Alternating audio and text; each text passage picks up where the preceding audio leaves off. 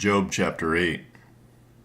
Then Bildad the Shuhite answered and said, How long will you say these things, and the words of your mouth be a great wind? Does God pervert justice, or does the Almighty pervert the right? If your children have sinned against them, he has delivered them into the hand of their transgression. If you will seek God and plead with the Almighty for mercy, if you are pure and upright, surely then he will rouse himself for you and restore your rightful habitation.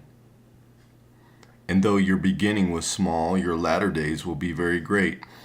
For inquire, please, of bygone ages, and consider what the fathers have searched out. For we are but of yesterday, and know nothing, for our days on earth are a shadow. Will they not teach you and tell you and utter words out of their understanding? Can papyrus grow where there is no marsh? Can reeds flourish where there is no water?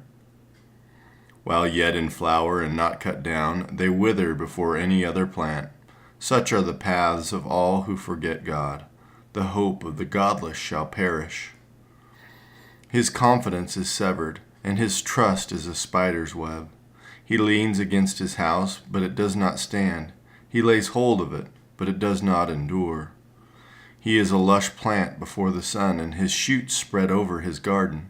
His roots entwine the stone heap. He looks upon a house of stones. If he is destroyed from his place, then it will deny him, saying, I have never seen you. Behold, this is the joy of his way, and out of the soil others will spring. Behold, God will not reject a blameless man, nor take the hand of evildoers. He will yet fill your mouth with laughter and your lips with shouting. Those who hate you will be clothed with shame, and the tent of the wicked will be no more. Job chapter 9. Then Job answered and said, Truly I know that it is so, but how can a man be in the right before God? If one wished to contend with him, one could not answer him once in 1,000 times. He is wise in heart and mighty in strength, who has hardened himself against him and succeeded. He who removes mountains, and they know it not, when he overturns them in his anger, who shakes the earth out of its place, and its pillars tremble, who commands the sun, and it does not rise, who seals up the stars, who alone stretched out the heavens and trampled the waves of the sea, who made the Bear and Orion, the Pleiades and the chambers of the south, who does great things beyond searching out, and marvelous things beyond number. Behold, he passes by me, and I see him not. He moves on, but I do not perceive him. Behold, he snatches away. Who can turn him back? Who will say to him, What are you doing? God will not turn back his anger. Beneath him bowed the helpers of Rahab. How then can I answer him, choosing my words with him? Though I am in the right, I cannot answer him. I must appeal for mercy to my accuser. If I summoned him and he answered me, I would not believe that he was listening to my voice. For he crushes me with a tempest and multiplies my wounds without cause. He will not let me get my breath, but fills me with bitterness. If it is a contest of strength, behold, he is mighty.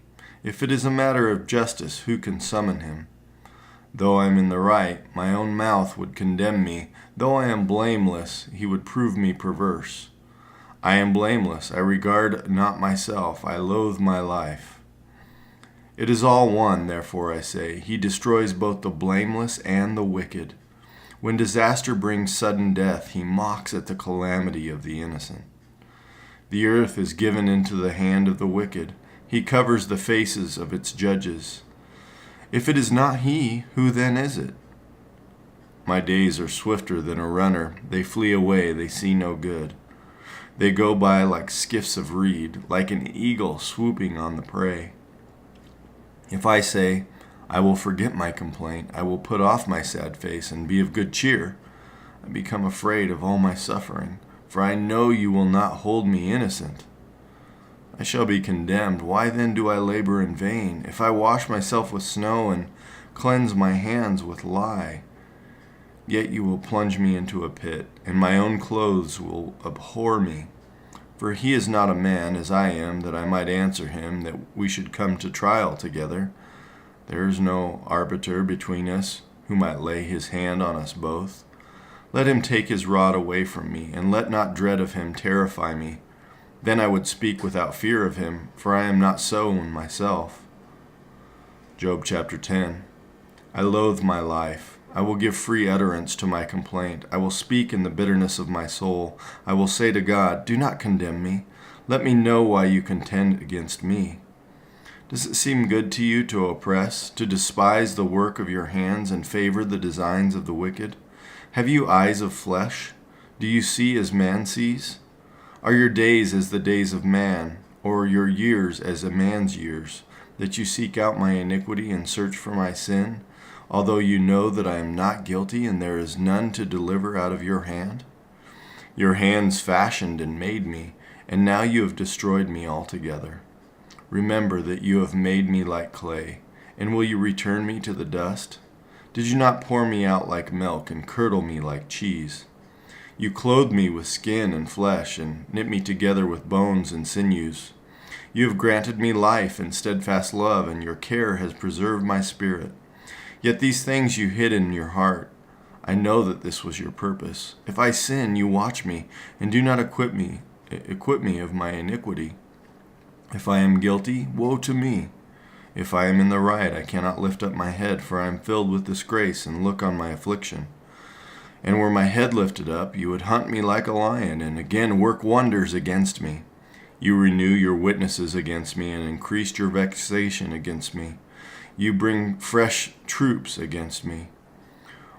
Why did you bring me out from the womb? Would that I had died before any eye had seen me, and were as though I had not been carried from the womb to the grave. Are not my days few? Then cease, and leave me alone, that I may find a little cheer. Before I go, and I shall not return, to the land of darkness and deep shadow, the land of gloom like the thick darkness, like deep shadow without any order, where light is as thick as darkness. Job chapter 11. Then Zophar, the Naamathite, answered and said, should a multitude of words go unanswered, and a man full of talk be judged right? Should your babble silence men, and when you mock shall no one shame you? For you say, my doctrine is pure, and I am clean in God's eyes. But oh, that God would speak and open his lips to you, and that he would tell you the secrets of his wisdom. For he is manifold in understanding. Know that God exacts of you less than your guilt deserves. Can you find out the deep things of God? Can you find out the limit of the Almighty? It is higher than heaven. What can you do? Deeper than Sheol. What can you know? Its measure is longer than the earth and broader than the sea. If he passes through and imprisons and summons the court, who can turn him back? For he knows worthless men. When he sees iniquity, will he not consider it? But a stupid man will get understanding when a wild donkey's colt is born a man. If you prepare your heart, you will stretch out your hands toward him. If iniquity is in your hand, put it far away, and let not injustice dwell in your tents. Surely then you will lift up your face without blemish. You will be secure and will not fear. You will forget your misery. You will remember it as waters that have passed away. And your life will be brighter than the noonday. Its darkness will be like the morning. And you will feel secure because there is hope. You will look around and take your rest in security. You will lie down and none will make you afraid. Many will court your favor, but the eyes of the wicked will fail.